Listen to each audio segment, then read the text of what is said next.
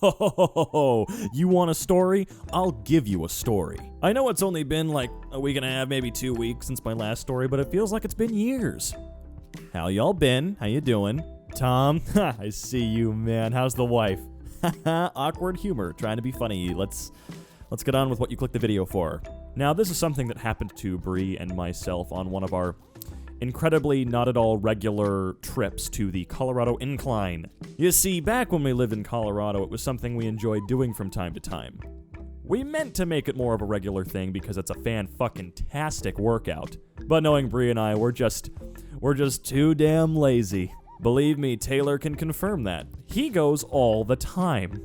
I think he's been like 500,000 times by now. For those of you that don't know what that is, it is a 1-mile trail up a giant flight of stairs to a massive scenic overlook that actually looks over the entire city of Colorado Springs. And it's nestled in the mountains that kind of overlook the entire city. And you might think walking up a bunch of stairs, oh, no big deal, no problem whatsoever, I can do that. No, don't ever assume that. I think if we went back to walk on that thing right now, it would probably take us a couple hours. But yes, like I mentioned before, this is something that happened to Bree and myself when we decided to take a quick little trip to the incline. Now, Bree and I were big fans of doing the incline at night. It's heavily watched, all that fun stuff. It's not like we were going to get murdered or kidnapped on that thing. However, the night we picked wasn't exactly the best weather-wise. It was cloudy and overcast, and the sun had been down for quite a while at this point. It was fairly chilly. Me being the dumb old person I am, I decided not to bring anything for warmth, like a jacket. So I was in a short-sleeved shirt and shorts. And I very quickly came to regret that decision. Because even though you're going up this giant goddamn set of stairs, your body is of course heating up. Even though my body was heating up, didn't really matter at all. I still felt like a skeleton encrusted with ice. Now, just being cold is one thing. But then it kind of started to rain a little bit. Like very, very, very light rain. And it happened about halfway up this damn thing. I mean, for the most part, our entire trip up to the top of the incline was fairly uneventful. It was just a normal, hardcore walk up the stairs. It was when we got to the top and decided to go down the trail to the bottom that things started to get a little bit hairy. You see, once you get to the top, you can either decide to go back down the stairs the exact way you came, which is a little bit more dangerous. They don't recommend it, but it's fine. Or you can take a trail that's about a 4-mile walk back down to the parking lot. We usually opt for doing that trail. Keep in mind, it was dark. We had flashlights, which is a good thing, but it was still dark. And at this point, the wind had picked up a lot. Have you ever been in the forest when it starts to get really, really, really windy? There's thousands of trees around you all making noise because the wind is rushing through them. It sounded like a massive crowd of ghosts cheering us on. Okay, that was a terrible metaphor or image to put in your head, but still, I swear that's what it sounded like. But that really wasn't the part that got me.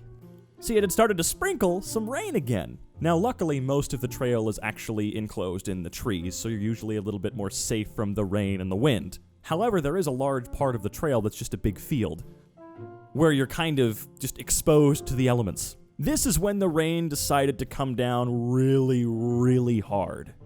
It was like a weird mix of rain and snow, pretty much like sleet. The wind picked up to gale speeds, like 30 to 40 miles an hour at least. I can promise you that. That, combined with the rain, was a really shitty situation for the both of us. Particularly for me, because again, I was wearing a short-sleeved shirt and shorts.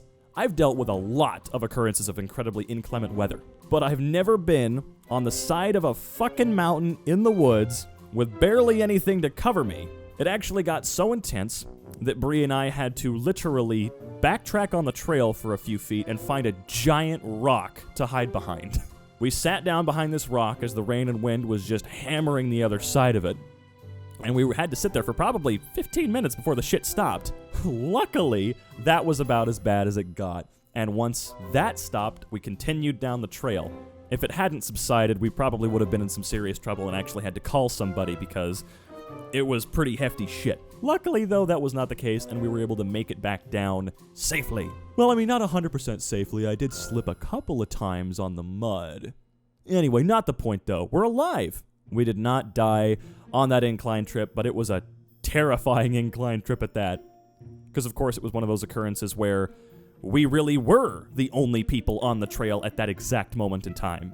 So I guess the point of this story would really be, always double check the weather forecast before going out to a big, crazy, dangerous trail in the middle of the night. And if you're gonna go, always bring something that can help you. Maybe a flare gun or some fireworks for entertainment before you die. Just kidding, don't ever bring fucking fireworks into the forest. That's a stupid idea. That message is of course brought to you by Smokey the Bear.